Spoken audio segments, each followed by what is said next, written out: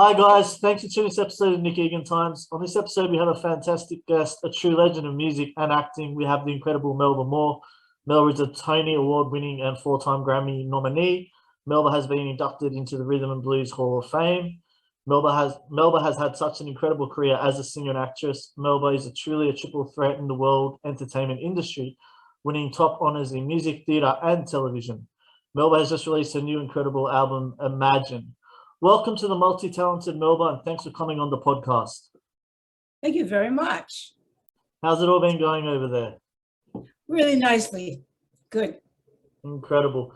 All right, tell me how, since the pandemic began a couple of years ago, how has that affected you, obviously, in the industry, personally and professionally? Oh, I guess in a few ways. But first of all, we've had to be really, really careful about our health. I always was, but no, I'm even more so. Even though sometimes, for instance, they don't require in certain places to wear a mask, I wear one because, first of all, I don't want to get laryngitis. I don't want to lose my voice. So I guess I'm in the habit of being extra careful. That's one thing. And of course, the times that I have when I'm not working are kind of solitary and focused on what I'm going to do. And, I'm used to spending time alone, but everybody's on the same page. I'm listening to people talk about, I'm so lonely and I don't do this and I don't do that. I said, well, I do that all the time. I'm sure in some ways, I don't know, but it just seems like to me that the life of a solo artist is very solitary. So when everybody else complains about the same thing, I'm saying, well, what's wrong with them? I totally understand that. I totally get that. All right, let's jump straight into it. Tell me about how it all began for you. And, you've had obviously such longevity and a consistent career. Yeah, how did it all start for you? Well, I started with a single mother who was a professional singer. And so my father was a musician, but they did not marry, but he's a very famous band leader by the name of Teddy Hill. So people can Google him and find out who he was. So my point is that it's in my DNA. Right. And then my mother married a musician and they worked together. And now instead of being an only child and with kind of a broken family, I have my stepfather had a son, a daughter, and later on we had two more brothers. So now I have a whole family. I have siblings, I have cousins, aunts, uncles. So it's very important because your family is your first community. And now, instead of there being no music in my family, music is the centerpiece of my family because my stepfather was a piano player. He made us all take piano lessons. So now I'm studying to be a musician at 10 years old. It was very, very, very different from the time that my mother married my stepfather. And now, instead of music just being in my DNA, it's the centerpiece of my life. Wow. I guess you meant how did I get started as a performer? Well, first you have to study. Wow, that's great insights.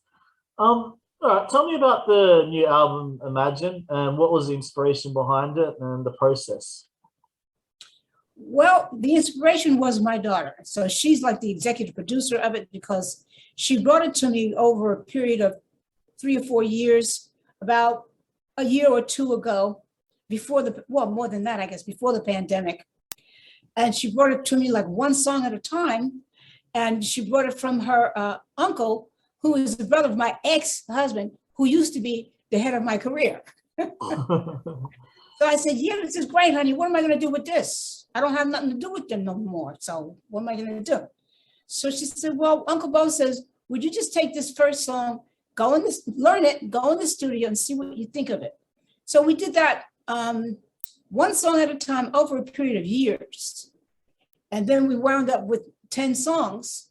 And so my daughter comes back to me and says, well, we got 10 songs, man. We could put an album out if you want to. So we didn't have any preconceived notion about what it should be. It was just a series of really wonderful songs that came together. And so she said, well, what do you think? I said, well, I have no idea. You guys have to sequence it so I can see what we have. So they sequenced it. I thought we have a beautiful album. I said, oh, I'm really surprised to hear it all together and to hear it mastered and to hear what I sound like. I said, I think we have a wonderful album. That's how it came together. We didn't have a concept. We didn't have a label. We now, but we didn't have an executive producer. It was just, I guess it was a labor of love, really. You feel like doing it, you want to do it, you do it. There are no restrictions. We didn't have any particular genre to hand it to or any particular audience. It was just songs that we thought were beautiful. Wow, that's incredible. Well, any going off your history with music, they're all great music. So I could imagine how well put together that album is. So yeah, well done on that. All right, tell me about your acting career. You've had such an esteemed acting career, especially in the Broadway scene. What has that been like, and what has been some of the performances that really stand out in your career that you have the fondest memories of?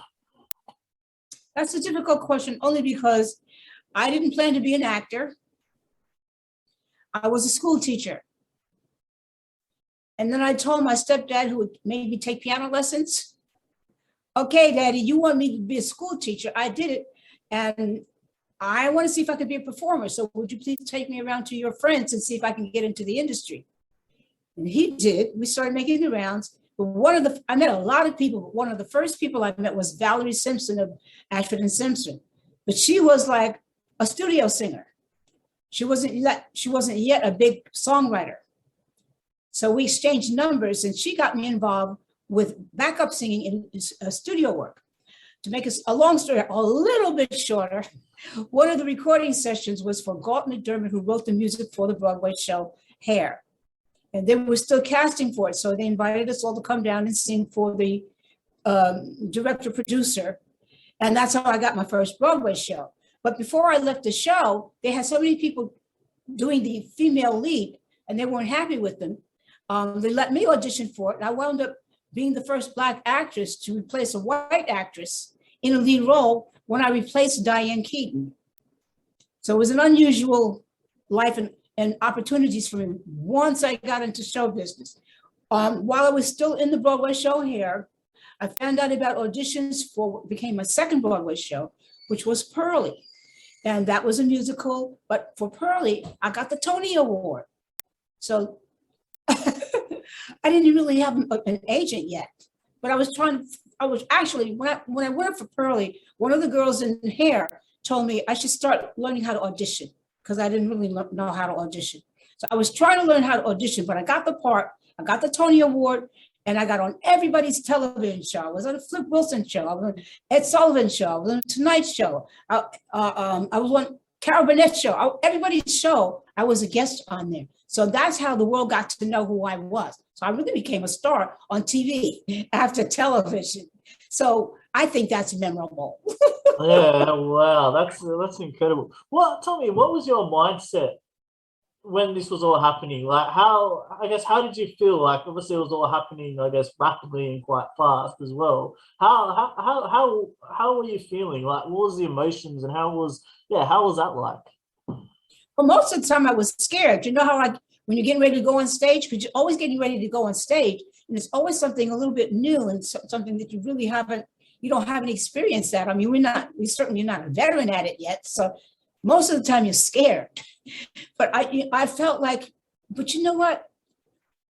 I felt like I was still where I belonged. It was new, and it was crazy, but I felt like I was where I belonged. But this was okay. Wow. But strange, exciting. Of course it's exciting. And you're just wondering, like, oh my God. You're always like that. Oh my God. But it's wonderful. Wow, that's incredible. I love your hit too, This Is It. Tell me about that. That was re-recorded too. And here in Australia, Danny Minogue re-recorded it and sang it as well. Obviously became a big hit. Tell me about that. That was an incredible song. This Is It? Oh, This Is It.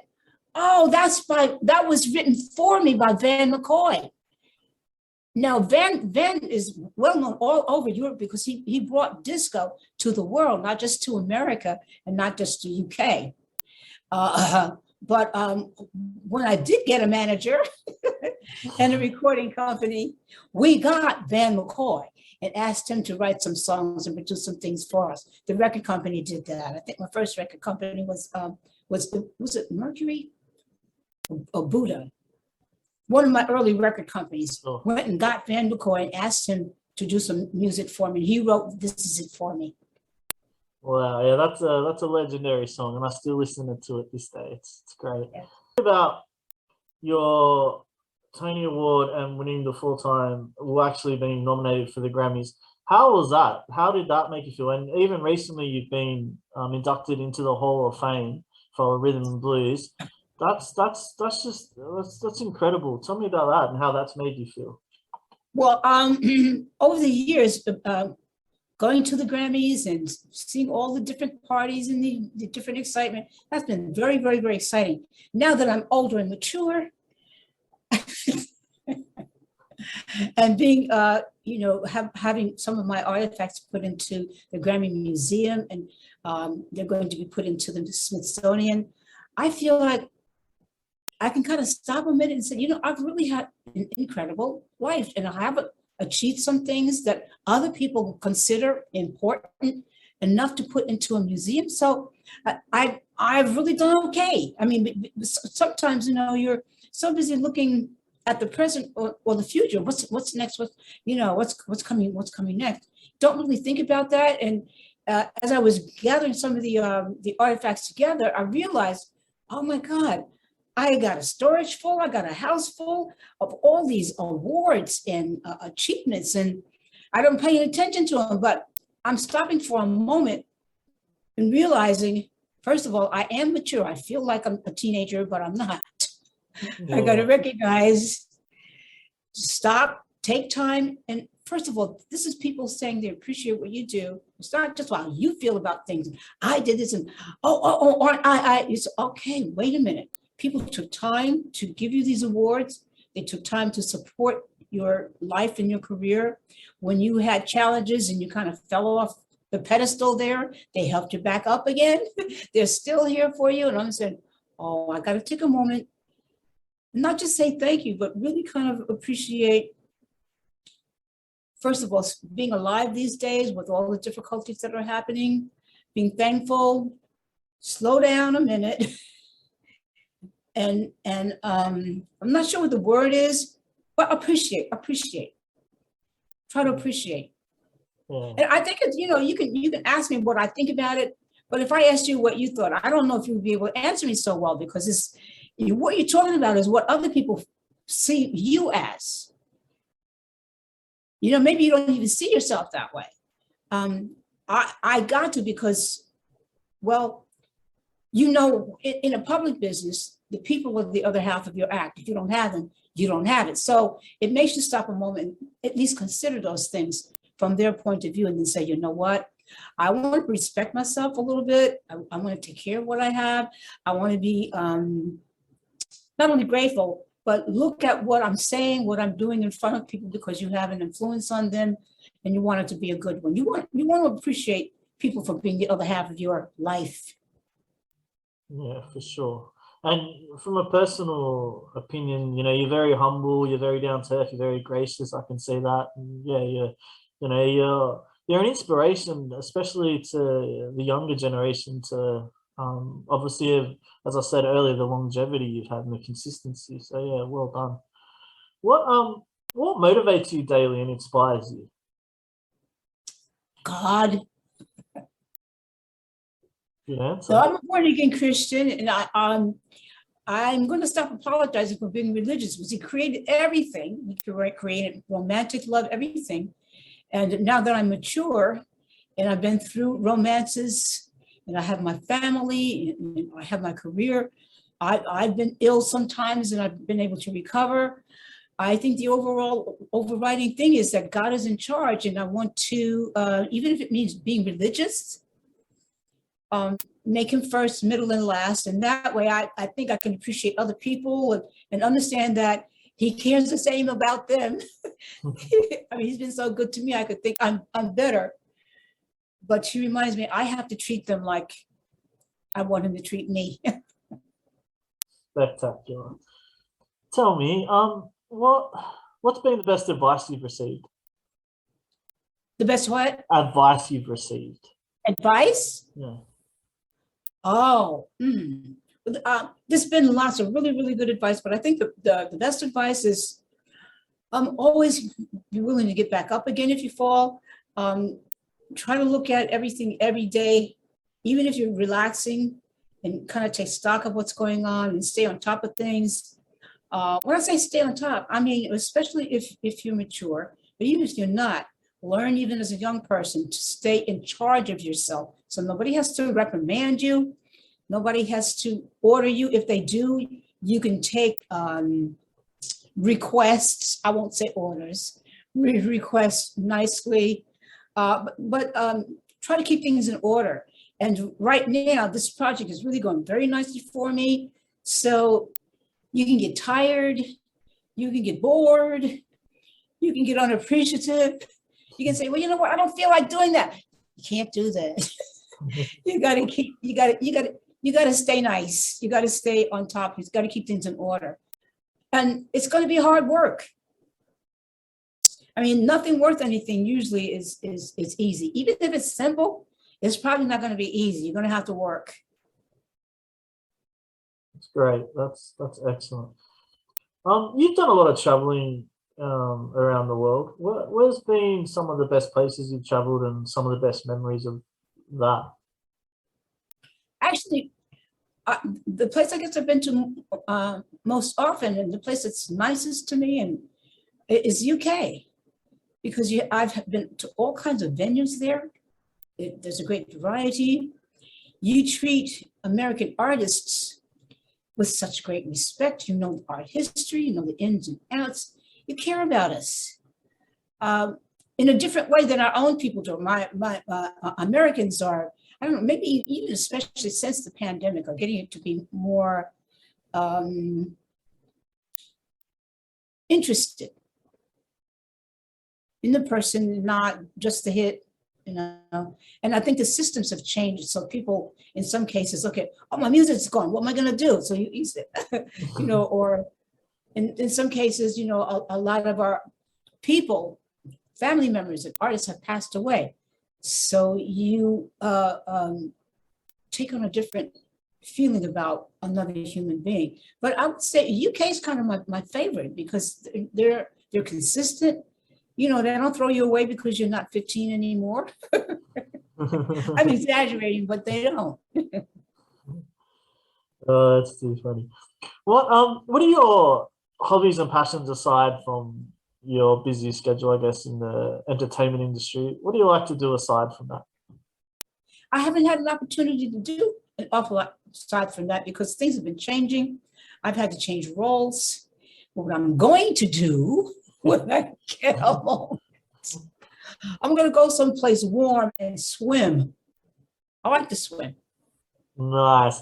Any places in particular, your favorite warm places to travel to or go to? I used to remember them, but it's been so long since I've been someplace. I just get to if I can get to a nice Olympic-sized pool and just swim laps.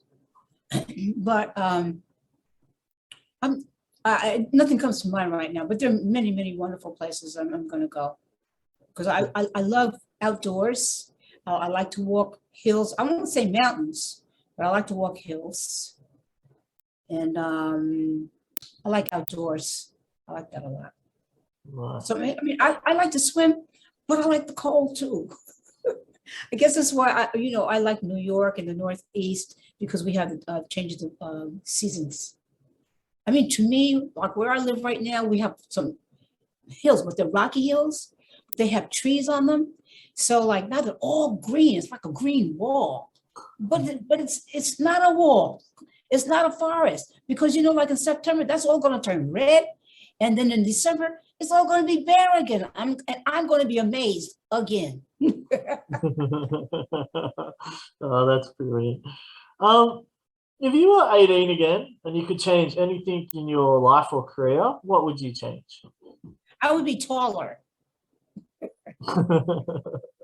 Everybody thinks I'm so small.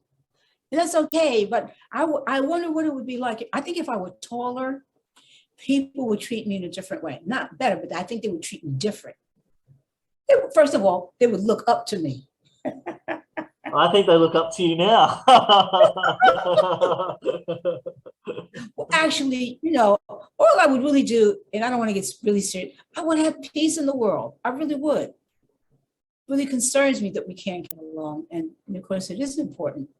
But you asked me if I could have anything, I really would have people get along and love one another. Yeah, well, that's great.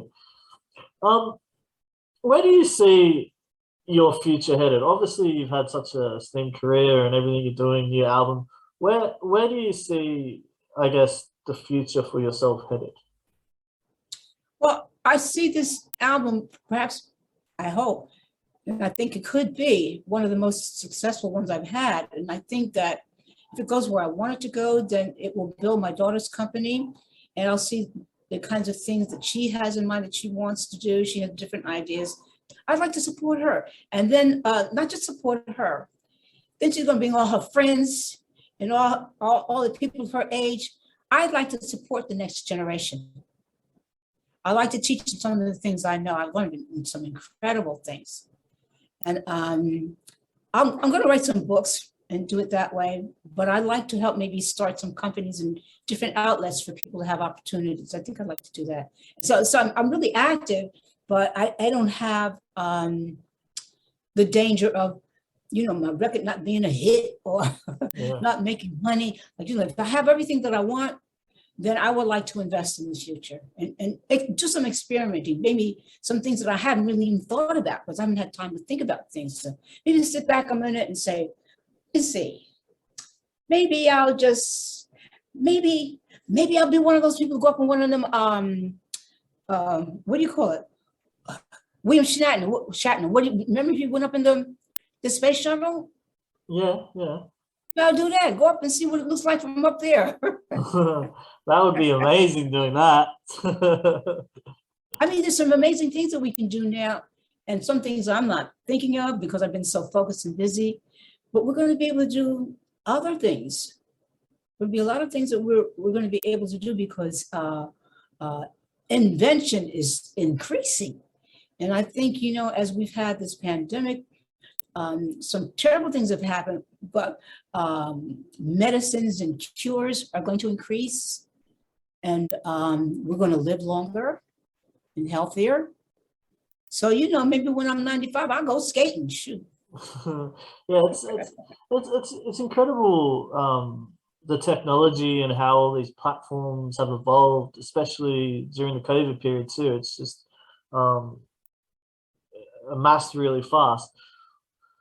Going back to when you first started and were starting out, and obviously during your career, to where the industry now, how much has that changed? Like, if you could compare, like, what is the difference? And as you mentioned, it's going to a different level, just the inventions and the technologies evolving so much.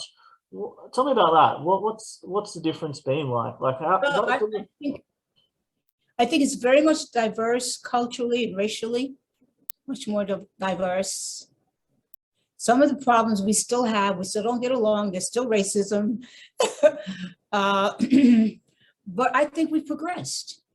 And I think with the fact that each one of us, whether we really mean to be or not, are kind of selfish, that progress is important. And I think we'll continue. Of course, then I believe in God, don't I, in miracles. But I think we'll progress. I think that's the most important thing, because whatever else we do is really not going to matter if we can't get along. But I think we will. And so because of that, I think, one of the things I'd like to see happen is that we really learn, especially from industry, about better lifestyle. Because I can remember when I was growing up, I don't remember hearing about so many cancers. We have more treatments now, but I think we have more things that cause cancer as well. So I hope we learn to teach each other and learn about actually taking care of the life that we have. Yeah.